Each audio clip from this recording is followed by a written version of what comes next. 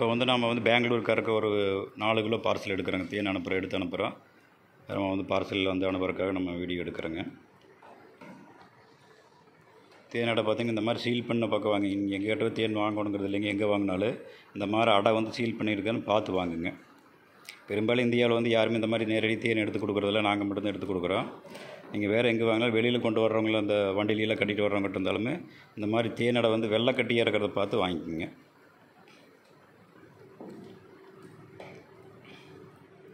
அந்த வெள்ளை மூடி வந்து தேனியால் மட்டும்தான் போட முடியும், மற்ற யாராலையும் போட முடியாது. அந்த மாதிரி இந்த வெள்ளை மூடி இருக்கிறத பார்த்து வாங்கணும். பார்த்திங்கன்னா இந்த வெள்ளை வந்து நல்லா மூடி போட்டிருக்கு. இப்போ வந்து தேன் உற்பத்தி ரொம்ப குறைஞ்சி போச்சு. இந்த வருஷம் வந்து மழை பெஞ்சுது, அடுத்து குளிர் வந்தது. அதனால் வந்து தேன் உற்பத்தி குறைஞ்சி போச்சு. நம்மளுக்கு வந்து ரொம்ப குறைஞ்சி போச்சு. நம்மளே எல்லாத்துக்கும் எடுத்து அனுப்புகிறோம் அப்படிங்கிறனாக்க முடியாதுங்க. நீங்கள் பொதுவாக வந்து வெளியில் வந்து யாருமே வந்து பாட்டில் அடைக்கப்பட்ட தேனை வாங்காதீங்க. நாங்கள் வந்து இன்னும் அடுத்து பார்த்திங்கன்னா பாட்டில் அடைக்கிற தேனையே நிறுத்திட்டு இதே மாதிரி பூராமல் நேரடியாக எல்லா கஸ்டமருக்கு எடுத்து கொடுக்குற மாதிரி ஐடியா பண்ணி பெட்டியில் அதையும் பண்ணி நம்ம பண்ணிகிட்ருக்குறோங்க. வருங்காலத்தில் பார்த்திங்கன்னா பாட்டில் அடைக்கப்பட்ட தேனை வாங்காதீங்க. அது கேட்டுவால் நீங்கள் கூட அது கேட்டுவால் அடைச்சிட்டு கேட்டுவால் நீங்கள் கூட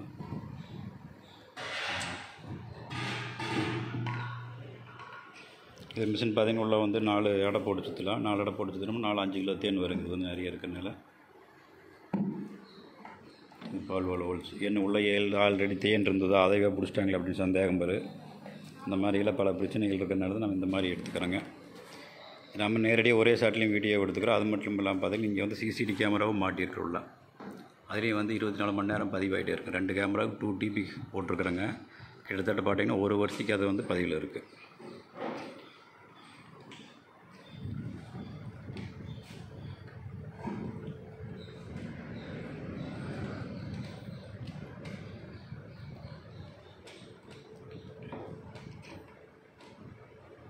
இது வந்து ஓப்பன் இருக்கும்போது நம்ம தேன் எடுத்துன்னு வந்தால் நம்மளுக்கு வந்து தேன் வந்து அதிகமாக கிடைக்குங்க. இந்த மாதிரி சீல் பண்ணும்போது பார்த்திங்கன்னா நம்மளுக்கு வந்து 25% வந்து தேன் உற்பத்தி கம்மியாக தான் இருக்குது. ஆனால் தேன் வந்து கெட்டியாக இருக்குது. தேன் வந்து நல்லா திக்னஸாக வருங்க. கலர் நல்லா இருக்குது. இந்த மாதிரி எடுத்ததுக்கப்புறம் தேன் எடுத்தோம்னா நம்மளுக்கு வந்து நல்ல மற்றவங்க வந்து பார்த்திங்கன்னா கன்னியாகுமரி இந்த மாதிரி கேரளா வழியில் பார்த்திங்கன்னா சீல் பண்ணாதுக்கு முன்னாடி தேனை வந்து சுற்றி எடுத்துருவாங்க. அதனால் வாட்டர் மாய்ச்சர் அதிகமாக வரும். தேன் வந்து புளிச்சு போகிறது, கல்கண்டாகிறது இந்த மாதிரி பிரச்சனைகள்லாம் வந்து அதிகமாக வரும். நம்ம தேன் வந்து ரேட் அதிகமாக வருது அப்படின்னு நீங்கள் கேட்டிங்கனாக்கா இந்த மாதிரி சீல் பண்ணப்போ எடுக்கும்போது உங்களுக்கு வந்து ரேட் அதிகமாக வருது. நம்ம எல்லாமே உற்பத்தி செலவு அடிப்படையில் நம்ம தேன் விலை போட்டு கொடுக்குறோங்க. சுற்றினதுக்கப்புறம் கொஞ்சம் நேரம் கழித்து கீழே தேன் வருங்க. கீழே வந்து தேன் இல்லை போட்டுவிடுங்க.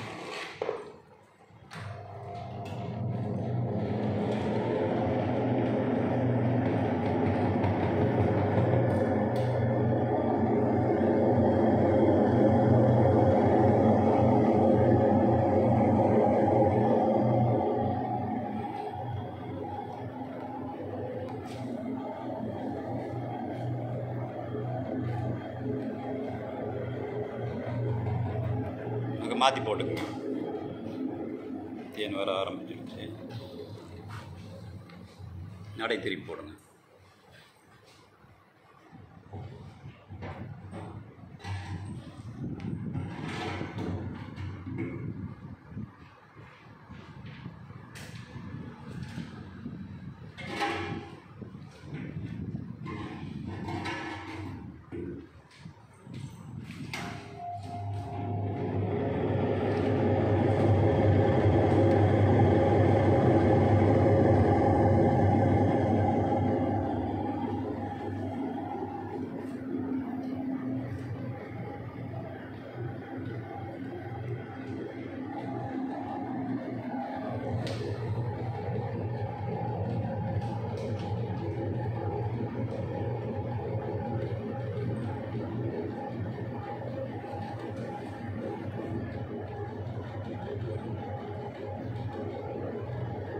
ஆஃப் பண்ணிடலாம்.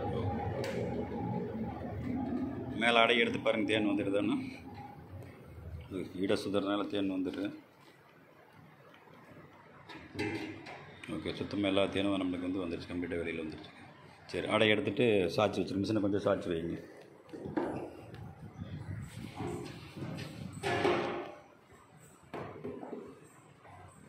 என் கீழே வந்து அகலம் அதிகமாக இருக்கனால வந்து ஒரு இடத்துல தேன் வராது. அந்த மாதிரி எடுத்ததுக்கு பின்னாடி இந்த மாதிரி நம்ம சாய்ச்சி வச்சிட்டோம்னாக்கா குயிக்காக தேன் வந்துடுங்க. கீழே அது நிறைஞ்சிட போகுது.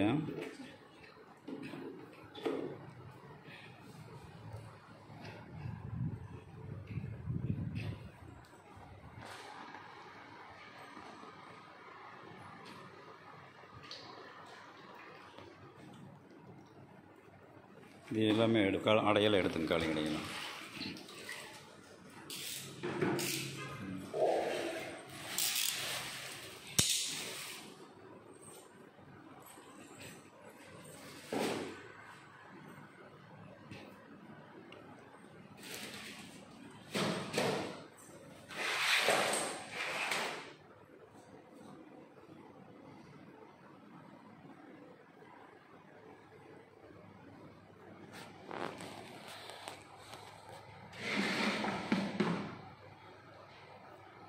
நம்ம இந்த மிஷின் அதிகமாக தேன் எடுக்கிற மிஷினுக்குள்ள இந்த மாதிரி மோட்டர் மாட்டிடுறாங்க. நம்ம கையில் சுற்றுறதுக்கு சிரமமாக இருக்குது அப்படிங்கிறனால கையில் சுற்றுற மிஷின் இருக்குது, சின்ன மிஷினும் இருக்குதுங்க. அதிகமாக எடுக்கிறவங்களுக்கு வந்து இந்த ஒரே மட்டும் 10 கிலோ 20 கிலோ எடுக்கிறவங்களுக்கு பெரிய மிஷின் இருக்குது.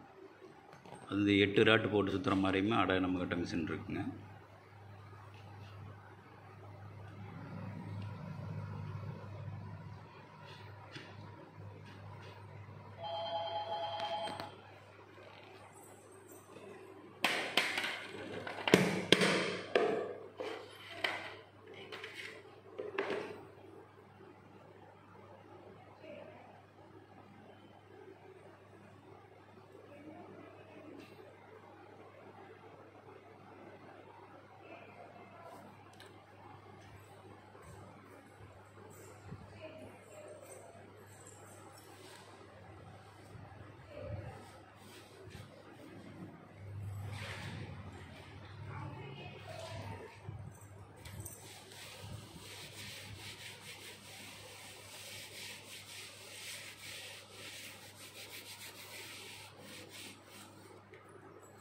சரி, நம்ம வேறு பாத்திரத்தை இதை வச்சுட்டு அதை இடம் ஊற்றிக்கலாம்.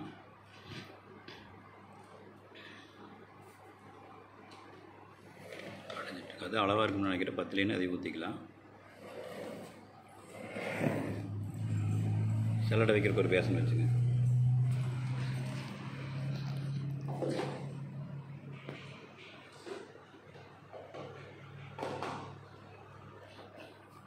ஊற்றிங்க, பாட்டில் ஊற்றுங்க. பாட்டில் வெயிட் பார்த்துக்கலாம். பாட்டில் வெயிட் வந்து 25 கிராம், 23 கிராம் வருது. ஊற்றுங்க, லைட்டாக மேலே தூக்கி ஊற்றுனீங்க.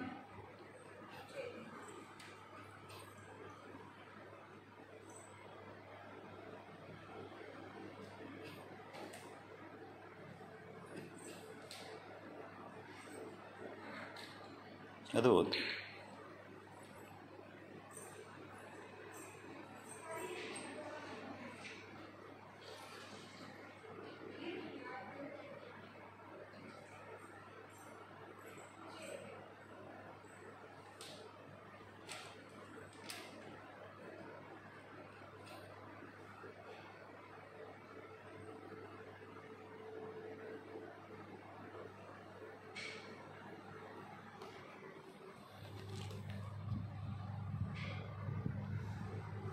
இந்த டைம் வந்து தேன் கொஞ்சம் லைட்டாக டார்க் கலரில் இருக்குது. ஒவ்வொரு ஏரியாவில் எடுக்கிற தேன் ஒரு மாதிரி இருக்குங்க. இந்த 4 அடையும் பார்த்திங்கன்னா 4 பெட்டிலேருந்து எடுத்துகிட்டு ஒரே பெட்டிலேருந்து அடை வராது. 4 பெட்டிலையுமே மாறி மாறி வரும். ஒவ்வொரு ஊரில் ஒவ்வொரு கலர் வரும்.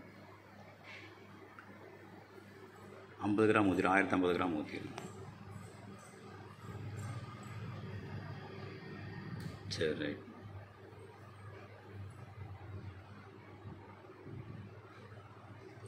இந்த பாட்டில் போகிறோங்க. பெரிய பாட்டில் இருந்ததுன்னா நம்மளுக்கு வந்து மூடி பெருசாக இருக்கும்போது பார்சல் அனுப்பும்போது நம்மளுக்கு உடஞ்சிடுதுங்க. பாட்டில் பக்கத்துலேயே வைங்க. பாட்டில் வந்து கேமரா விட்டு மறையக்கூடாது. பாட்டில் மாற்றிட்டுன்னு சொல்லுவாங்க. நம்ம ரெகுலராக எடுக்கிற கஸ்டமர்கள்லாம் அந்த மாதிரி யாரும் சொல்கிறதில்ல. நம்மளாம் அந்த வீடியோ எடுத்து அந்த கஸ்டமர் வந்து வீடியோ எடுத்து போடுங்கன்னு சொல்லி அவங்க சொல்லவே இல்லை. நம்ம வந்து இந்த நேரடியாக தேன் எடுக்கிறது எல்லாமே வீடியோ எடுக்கிற ஃபார்முலாவை கொண்டு வந்துட்டுங்க. எல்லா கஸ்டமருக்கும் நம்ம வந்து வீடியோ எடுத்து அவங்க பார்த்தாலும் சரி பார்க்கலனாலும் சரி நம்ம வந்து அனுப்பி வச்சிடுறோங்க. ஏன்னா பல பிரச்சனைகள் வந்து மற்ற தேன் விற்கிற பார்ட்டிகள் மற்ற தேனீ வளர்ப்பாளர்கள்லாம் வந்து பல கதைகள் பேசிகிட்டு இருக்காங்க. அதனால தான் நம்ம அதுக்காக இந்த மாதிரி வீடியோ எடுத்து போடுறோங்க. அமாவாசை அன்றைக்கி தேன் இருக்காது, இவங்க வருடம் பூரா எப்படி தேன் எடுக்கிறாங்க அப்படிங்கிற மாதிரி எல்லாம் சொல்லிகிட்டு இருக்காங்க. அதில் கட்டுக்கதை. இன்றைக்கி வந்து தொழில்நுட்பங்களில் பல தொழில்நுட்பங்கள் வளர்ந்துருச்சு. இந்த பழைய காலத்தில் இருக்கிற மாதிரி நம்ம கதை பேசிகிட்டு இருந்தோம்னாக்கா இன்றைக்கி அது வேலைக்கு ஆகாது.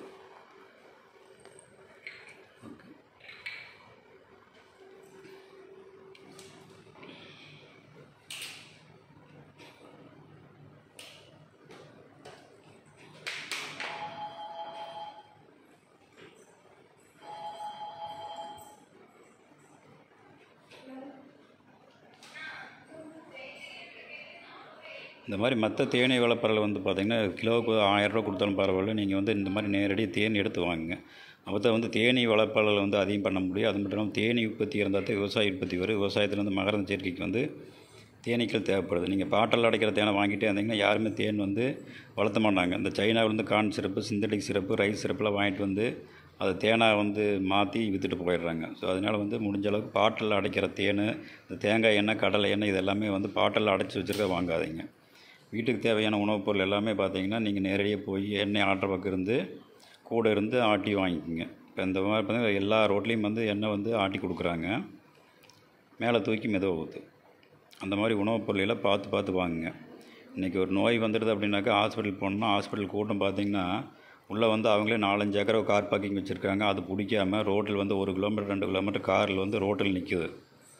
நம்ம அங்கே கொண்டு போய் நிறுத்திட்டு தான் ஹாஸ்பிட்டலுக்குள்ளே வர வேண்டிய சூழ்நிலை இருக்குது. நீங்களாம் ஹாஸ்பிட்டல் போய் பார்த்தீங்கன்னா அந்த அளவுக்கு கூட்டம் இருக்குங்க. அவன் காசையும் பிடுங்கிட்டு உசுரையும் பிடுங்கிக்கிறான். நீங்கள் உங்கள் குடும்பத்தில் வந்து ஒரு உசுரை பலி கொடுத்தா மட்டும்தான் ஏன் நோய் இப்படி வருது, என்ன காரணம்னு உங்களுக்கு வந்து கவலையாக இருக்குது. அதனால் விலை அதிகமாக போனாலும் பரவாயில்ல, நல்ல உணவுப் பொருளை வாங்கி சாப்பிடுங்க. அதை மூடி போட்டு டைட் பண்ணிவிட்டு ஈரத்துணி போட்டு துடைச்சிக்குங்க. ஏன்னா நாங்கள் வந்து இந்த உணவுப் பொருள் அப்படிங்கிறனால வந்து நம்ம ஹாஸ்பிட்டலே நான் வந்து என் குடும்பத்தில் 2 உயிரை கொடுத்துருக்குறேங்க.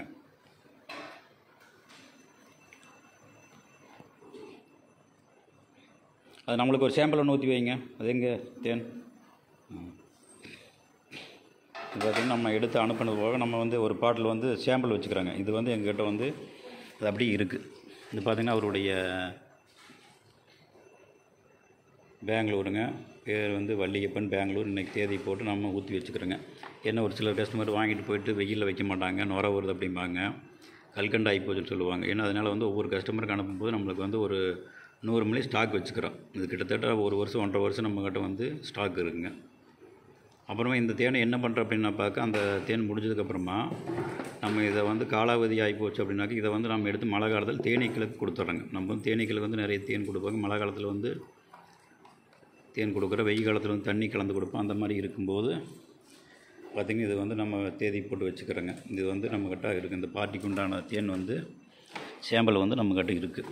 இந்த மாதிரியெல்லாம் பிரச்சனை வர்றதுனால தான் வந்து நம்ம இந்த மாதிரி பண்ணிக்கிறோங்க. அவங்க தேன் பதப்படுத்துகிற முறை எப்படி பண்ணணும் அப்படிங்கிற கேட்லாக் எல்லாமே உள்ளே வந்து பார்சலில் வச்சிடுறோம். இப்போ வந்து தேன் விலை அதிகமாக வருதுன்னு ஒரு பரம்பரை கஸ்டமரெல்லாம் பார்த்திங்கன்னா எங்கிட்ட திட்டுறாங்க. நம்ம காலங்காலமாக வாங்கிட்டு இருக்கிற நீங்கள் விலை அதிகமாக போடுறீங்க அப்படின்னா, இந்த தேன் காஸ்ட்டு இந்த மாதிரி எடுக்கிற பண்ணுறது எல்லாமே செலவு வந்து எல்லாமே நம்ம உற்பத்தி செலவு தான் அடங்குங்க. உற்பத்தி செலவு வந்து இன்றைக்கி அதிகமாகி போச்சு. அது மட்டும் இல்லாமல் தேன் எடுக்கிறதுக்கு வந்து இந்த காலத்தில் வந்து யங் ஜெனரேஷன் வந்து வேலைக்கே வர்றதில்லை.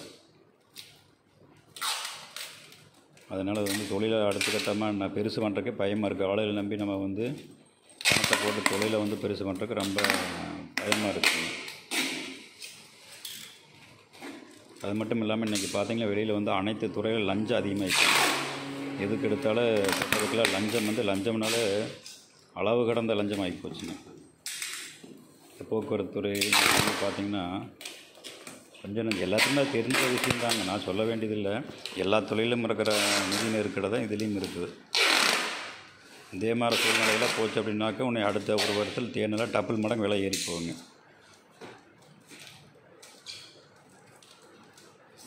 இந்த மாதிரி அட்டைப்பட்டியில் போட்டு நம்ம உள்ள பேக் பண்ணி அனுப்பிடுறாங்க. இதில் வந்து எந்த பிரச்சனையும் வராது, உங்களுக்கு நீட்டாக இருக்குது. நம்ம இந்தியா பூரா நம்ம வந்து அனுப்புகிறோங்க. அதிகமாக இருக்கும்போது குரியரில் அனுப்புகிறோம், லாரி பார்சலில் டிரான்ஸ்போர்ட்டில் அனுப்புகிறோம், அப்புறம் இந்தியன் போஸ்ட்டில் அனுப்புகிறோங்க. இது பார்த்திங்கன்னா இந்த பார்ட்டிக்கு டிக் பண்ணி கொடுங்க. இதை வந்து நம்ம அவங்க பேர் அட்ரஸ் எல்லாம் க்ளோஸ் அப்பில் எடுத்து அப்படின்னாக்கா பேரெல்லாம் எடுத்தோம்னா இந்த வீடியோவை பார்த்துட்டு மற்ற தேன் விற்கிறவங்கெல்லாம் அந்த கஸ்டமரை கூப்பிட்டு தொந்தரவு பண்ணுறாங்க. நாங்கள் வந்து உங்கள் ரேட்டுக்கு கம்மி ரேட்டுக்கு தேன் கொடுக்குறோம், அவங்க வந்து நம்ம தேன் கொடுக்குறோம், அவங்க கொடுக்குற தேன் சரியில்லை அப்படின்னு சொல்லிவிட்டு அந்த நம்மளுக்கு வர்ற கஸ்டமரை பிடிச்சி அந்த மாதிரி திருட்டு வேலை பண்ணுறாங்க. அதனால் வந்து இந்த மாதிரி இருக்கிறத நம்ம க்ளோஸ் அப் காட்ட முடியாது. இந்த மாதிரி வந்து மார்க் போட்டுனேறேங்க. இப்போ இந்த கஸ்டமர் இந்த வீடியோ பார்த்தாங்கனாக்கா அந்த மார்க் வந்து இருக்குதா, மேலே சீல் மார்க் இருக்குதான்னு பார்த்துக்கலாம். ஓகே, நம்ம சாம்பிளும் நம்மக்கிட்ட இருக்குது. இந்த பார்சல் வந்து ரெடி ஆகிடுச்சு. நம்ம பார்ட்டிக்கு வந்து இன்றைக்கி அனுப்பி வச்சுருவோங்க. ஓகே.